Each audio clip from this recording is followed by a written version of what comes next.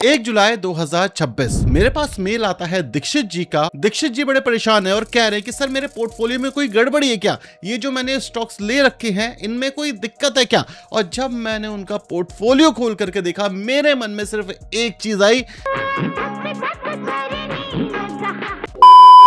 अब मैं उनको कोई बाइंग और सेलिंग रिकमेंडेशन तो नहीं दे सकता था, लेकिन मैं उनको सही राह दिखा सकता था। तो मैंने उन्हें बोला कि आप रे डालियो की ये 2-3 बुक है, इनको पढ़ लो, आपको बहुत कुछ समझ आएगा। और आज जो हम स्ट्रेटेजी डिस्कस करेंगे वो रे डालियो की ऑल वेदर पोर्टफोलियो से हमने लिया हुआ है। अब मैं आपके साथ वो स्टॉक और सेक्टर शेयर करता हूं जो कि आज की डेट के अंदर मेरे हिसाब से बढ़िया है, वॉच लिस्ट के अंदर जरूर होने चाहिए। अब देखो, जो वुमेन्स हैं वो मुझे बहुत पसंद आए। अब ग्लोबली एक डेटा निकल के आया कि जो घर का सामान है, बच्चों की केयर है, बच्चों के कपड़े हैं, खुद की केयर है, ये सबसे ज्यादा औरतें करती हैं। इस काम में जो आदमी है वो बहुत ज्यादा पीछे हैं। तो इसका मतलब क्या है कि जो औरतों वाला सेगमेंट है ना, यहाँ पर परचेजिंग पावर काफी हाई होती है और मार्जिन्स भी हाई आपको देखने को मिलेंगे। अब जो हमारी वुमेन्स है वो आत्मनिर्भर है, वो जाती हैं, जॉब करती हैं, पैसा कमाती हैं, खुद की सेहत पे खर्च करती हैं, फैमिली की सेहत पे खर्च करती है, अपने बच्चों की सेहत पे खर्च करती हैं। लेकिन इस वजह से एक ऐसा ट्रेंड में निकल के आया है कि जो शादियां हैं वो डिले होती जा रही हैं। अब जब शादियां डिले होती है, मतलब लेट एज के अंदर होती है, तो यहाँ पे एक प्रॉब्लम निकल के आती है जिसे कहते हैं फर्टिलिटी रेट। इंडिया के अंदर जो फर्टिलिटी रेट हुआ करता था वो 2.1 के आसपास होता था।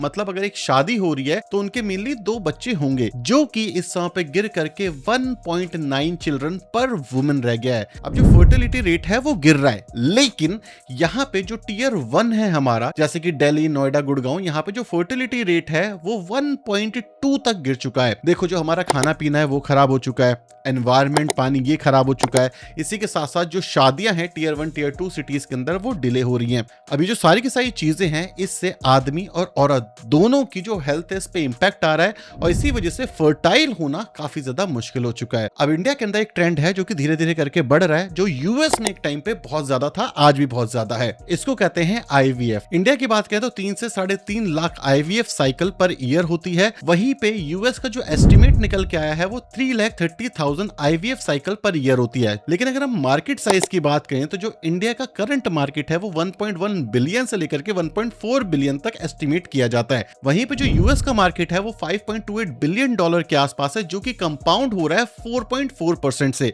और सिर्फ ये चीज नहीं, जो कॉस्ट है बहुत ज्यादा इंटरेस्टिंग है। जो इंडिया का कॉस्ट है वो $2,000 से $3,000 के बीच में रहता है और जो यूएस का कॉस्ट है वो $12,000 से $20,000 पर स्टैंडर्ड साइकिल के आसपास रहता है। मतलब क्या है कि यूएस बहुत एक्सपेंसिव है, तो वहां के जो लोग हैं जो आईवीएफ कराना चाहते हैं वो इंडिया आ रहे हैं और इंडिया में आकर करा रहे हैं और इसी वजह से जो मार्केट है वो तेजी से बढ़ रहा है। अब इंडियंस भी करा रहे हैं, बाहर के लोग भी आके करा रहे हैं। मतलब क्या है, अपॉर्चुनिटी बहुत बड़ी है, प्लेयर बहुत कम है और ये एक नीश मार्केट है। अब इस कंपनी का नाम है गॉर्डियम आईवीएफ एंड वुमेन हेल्थ। ये जो कंपनी है ये ऑपरेट करती है एटीआर, जिसको हम असिस्टेंट रिप्रोडक्टिव टेक्नोलॉजी कहते हैं, और आईवीएफ सेगमेंट में इंडिया के अंदर अगर हम इस कंपनी का मार्केट कैप देखें तो 1000 करोड़ की है, मतलब स्मॉल कैप की कंपनी है। स्टॉक का जो पी है वो 45.2 के आसपास है। आरओसी और आरओई आपके सामने है। 2022 से आप देख सकते हो जो टॉप लाइन है वो कंसिस्टेंट ग्रो हो रही है, जो बॉटम लाइन है उसके अंदर भी आपको लगातार ग्रोथ देखने को मिल रही है। Average top line last 3 year की 33% के आसपास रही है। मतलब क्या है, जो इस इंडस्ट्री के अंदर टेल विंड है वो काफी ज्यादा स्ट्रॉन्ग है। अगर अभी तक वीडियो पसंद आ रही है तो सब्सक्राइब कौन करेगा मेरे भाई, सब्सक्राइब करना जरूरी है, जल्दी से सब्सक्राइब कर दो। आगे चलते हैं। अब हमने बात कर ली आईवीएफ की, लेकिन जब आईवीएफ हो जाता है तो उसके बाद क्या है, प्रेगनेंसी, डिलीवरी और भी बहुत सारी चीजें। और इस सेगमेंट में एक कंपनी है जो कि मेनली फीमेल्स को टारगेट करती है और उनके बच्चों को टारगेट करती है। वो कंपनी है हमारी रेनबो चिल्ड्रन मेडिकेयर। अगर हम इस कंपनी की बात करें तो ये मल्टी स्पेशलिटी पीडियाट्रिक, ऑब्स्टेट्रिक और गायनोकोलॉजिस्ट हॉस्पिटल चेन है इंडिया के अंदर। अगर मैंने थोड़ा गलत बोला हो तो मुझे माफ कर देना, क्योंकि ये वर्ड मेरे टंग में ट्विस्ट हो जाते हैं थोड़े से, तो प्लीज इसको माफ कर देना जो ये वर्ड्स होंगे। अगर हम इसके बिजनेस ओवरव्यू की बात करें तो कंपनी ऑपरेट करती है 22 हॉस्पिटल्स के साथ और 5 क्लिनिक है इनके अक्रॉस 9 सिटीज के अंदर, जहां पर जो टोटल बेड कैपेसिटी है वो 2285 के आसपास है। अगर हम बात करें मार्केट कैप की तो 14,800 करोड़ का मार्केट साइज है, मतलब स्मॉल कैप की कंपनी है। स्टॉक का पी 59.8 के आसपास है।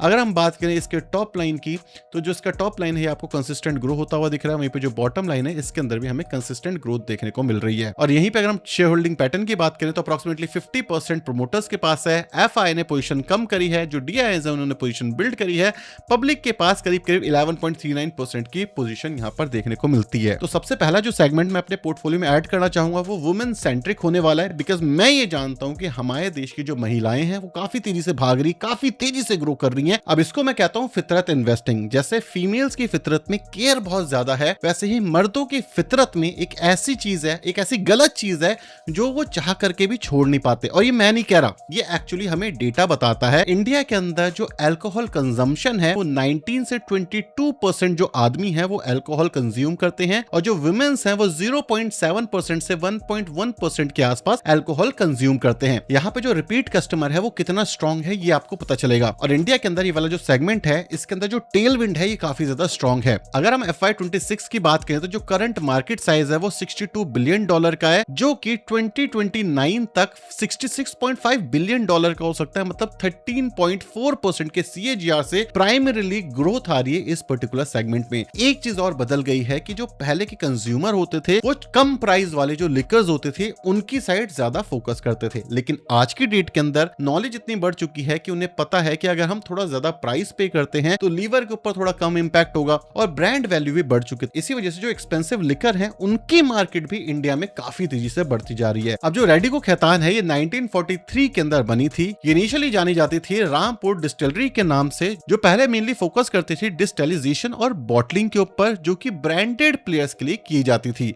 लेकिन 1997 के अंदर इन्होंने रेडिको खैतान वेंचर नाम से अपना खुद का ब्रांड लॉन्च किया। ओवरऑल अगर हम मार्केट लीडरशिप की बात करें तो ये company one of the oldest और लार्जेस्ट मैन्युफैक्चरर है इंडियन मेड फॉरेन लिकर बनाने में। अगर हम इसके डोमेस्टिक मार्केट शेयर की बात करें तो ओवरऑल लिकर सेगमेंट के अंदर 8% के आसपास है, लग्जरी जिन मार्केट में 50% के आसपास है, ओवरऑल वोडका मार्केट में 59% के आसपास है, और सुपर प्रीमियम ब्रांडी मार्केट के अंदर 64% के आसपास है। मतलब क्या है, ये काफी तेजी से जो मार्केट शेयर है वो खींच रही है। अगर हम इसके मार्केट कैप की बात करें तो 54,000 करोड़ के आसपास का मार्केट कैप है। स्टॉक का P 89.2 के आसपास है। अगर हम इसके टॉप लाइन और बॉटम लाइन की भी बात कर ले तो जो टॉप लाइन है वो कंसिस्टेंसी के साथ ग्रो हो रहा है, जो बॉटम लाइन है वो भी कंसिस्टेंसी के साथ ग्रो होता हुआ हमें देखने को मिल रहा है। अब आप बोलोगे यार ये तो ऑलरेडी मार्केट शेयर है, लेकिन अभी और मार्केट जो है वो बढ़ रही है धीरे धीरे करके।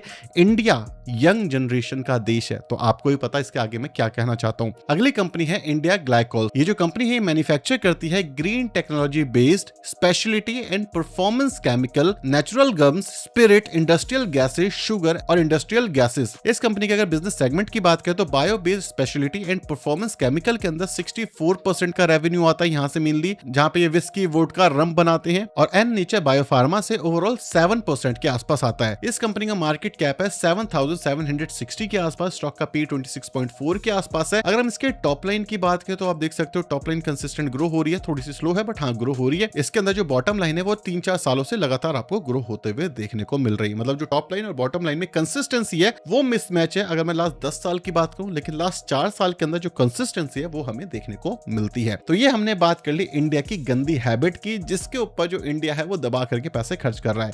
लेकिन इंडियंस की ना एक और बैड हैबिट है, FNO करने की जो लत है ना वो बढ़ती जा रही है, लेकिन इसी के साथ साथ लॉन्ग टर्म इन्वेस्टर्स भी काफी तेजी से बढ़ते जा रहे हैं। मतलब क्या है कि यहाँ पे जो स्कोप है वो धीरे धीरे करके बढ़ता जा रहा है। अब इन्वेस्टर्स बढ़ेंगे चाहे ट्रेडर्स बढ़ेंगे तो दो कंपनीज हैं जिनको मेन बेनिफिट होने वाला है, जो कि इंडियंस की स्टॉक मार्केट की हैबिट से बहुत सारा फायदा उठा रही है। सबसे पहली कंपनी है हमारी BSE, जिसको हम बॉम्बे स्टॉक एक्सचेंज कहते हैं। इसके बारे में मेरे ख्याल से आप सबको पता होगा तो ज्यादा मैं नहीं बताऊंगा। अगर हम मोटा मोटा बात करें तो इसका जो मार्केट कैप है वो 1,44,000 करोड़ के आसपास है। लार्ज कैप की कंपनी है। स्टॉक का P 58 के आसपास है। अभी कुछ टाइम से अप्रोक्सीमेटली 28% के आसपास का करेक्शन हमें देखने को मिल रहा है, और मेरे हिसाब से एक अच्छा खासा डिसेंट करेक्शन है। ये 30% करेक्ट होती रहती है एक अच्छी खासी रैली के बाद। अगर हम इसके टॉप लाइन की बात करें तो आप देख सकते हो कंसिस्टेंट ग्रो हो रहा है। यहीं पे जो बॉटम लाइन है ये भी कंसिस्टेंट ग्रो होता हुआ दिख रहा है। क्यों? क्योंकि टेक्नोलॉजी बेस्ड कंपनी है, कैश फ्लो रिच कंपनी है, कैश फ्लो बहुत ज्यादा जनरेट करती है।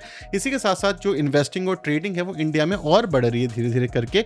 मतलब क्या है, जो ट्रेडिंग प्लेटफॉर्म है इनकी फीस जो आती है इनके पास, ये बढ़ने की जो प्रोबेबिलिटी है वो काफी ज्यादा हाई है। और जो FNO वाले हैं वो तो बढ़ते ही जा रहे हैं, लेकिन इन्वेस्टर्स भी बढ़ते जा रहे हैं। और जो इन्वेस्टर्स होते हैं ना वो बहुत अच्छे होते हैं कि वो खरीदते हैं और होल्ड करते हैं, और जब वो होल्ड करते हैं तो डीमेटेरियलाइज फॉर्म में होल्ड करते हैं। इस सेगमेंट में दो कंपनी आती है, पहले आती है CDSL और दूसरी आती है NSDL। आप कोई भी देख सकते हो, दोनों की दोनों कंपनियां बेस्ट हैं अपनी कैटेगरी के हिसाब से, अपनी सर्विसेज के हिसाब से, दोनों ऑलमोस्ट सेम ही काम करती हैं।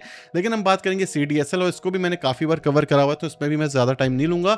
जो CDSL है 27,000 करोड़ के आसपास का मार्केट कैप है। स्टॉक का P 61 के आसपास दिखता है। अगर हम देखें तो अपने ऑल टाइम हाई से करीब 30-35% के आसपास क्रैश क्रैश कर चुका है, लेकिन जो वॉल्यूम्स है वो वापस आ रही है, मतलब पॉजिटिव साइन आता हुआ दिख सकता है, प्रोबेबिलिटी हाई हो जाती है यहाँ पे।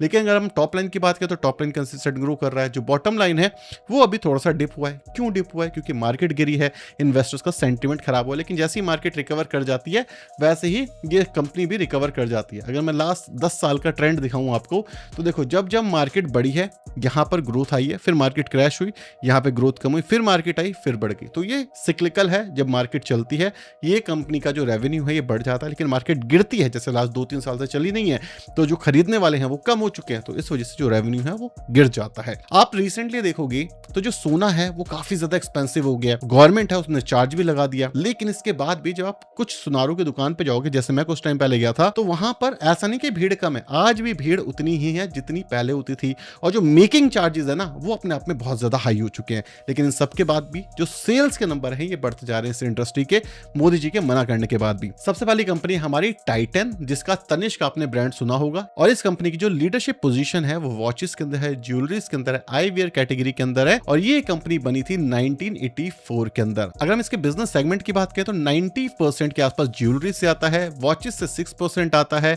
आई केयर से 1% के आसपास आता है, और बाकी छोटा मोटा है। मतलब मेनली ये एक ज्वेलरी कंपनी है। ज्वेलरी कौन खरीदता है? फीमेल्स खरीदती हैं। शादी का मौसम भी आ रहा है, मतलब क्या है, अपॉर्चुनिटी यहाँ पे काफी ज्यादा बढ़िया हमें देखने को मिल जाती है। इसका जो मार्केट कैप है वो 4,15,000 करोड़ के आसपास है, लेकिन ठीक है, एक लार्ज कैप की कंपनी, स्टॉक का पी 80 के आसपास है। अगर हम रिसेंटली बात करें टॉप लाइन की, तो ईयर ऑन ईयर लेवल पे जो टॉप लाइन है वो कंसिस्टेंट ग्रो होते हुए दिखी है, जो बॉटम लाइन है वो कंसिस्टेंट ग्रो होते हुए दिखी। लोग यहाँ पे एक ना मिसकंसेप्शन है कि लार्ज कैप की कंपनी तो बेकार होगी। नहीं मेरे भाई, खरीदने वाले बढ़ रहे हैं, फीमेल्स जो हैं वो बढ़ती जा रही हैं।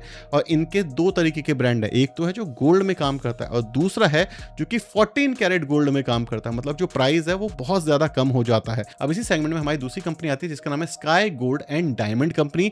ये जो कंपनी है ये इंगेज करती है, मैन्युफैक्चर करती है गोल्ड ज्वेलरी के अंदर और डायमंड कंपनी के अंदर। और इनका जो बिजनेस मॉडल है वो B2B, मतलब बिजनेस टू बिजनेस प्रोडक्ट बनाती है। अगर हम इसकी बात करें तो जो इसका टॉप लाइन है ये आपको कंसिस्टेंट ग्रो होता हुआ दिख रहा है। जो बॉटम लाइन है इसके अंदर भी हमें कंसिस्टेंट ग्रोथ देखने को मिल रही है, और एक स्मॉल कैप कैटेगरी की कंपनी है। अब इसके ऊपर आपको डीप रिसर्च करनी चाहिए, कैसे करना है, कि कंपनी क्या करती है, कंपनी कितनी पुरानी है, मार्केट कैप कौन सा है, ये सारी चीजें मैंने ऑलरेडी काफी वीडियोस में बताई हुई है। ये होमवर्क है आपके लिए, क्योंकि अगर आप खुद नहीं करोगे तो इन सारी वीडियोस का कोई फायदा नहीं होने वाला, क्योंकि एजुकेशनल बेस्ड वीडियो होती है। और सेम चीज मैंने दीक्षित जी को भी बोली थी कि जब आप अपना पोर्टफोलियो बनाते हो तो स्टॉक के नाम से फर्क नहीं पड़ता, उनका बिजनेस क्या कर रहा है वो पता होना चाहिए। इसके साथ साथ ऑल वेदर पोर्टफोलियो क्या कहता है कि मार्केट कंडीशन कुछ भी हो, लेकिन जो कस्टमर है ना वो उनका लॉयल होना चाहिए।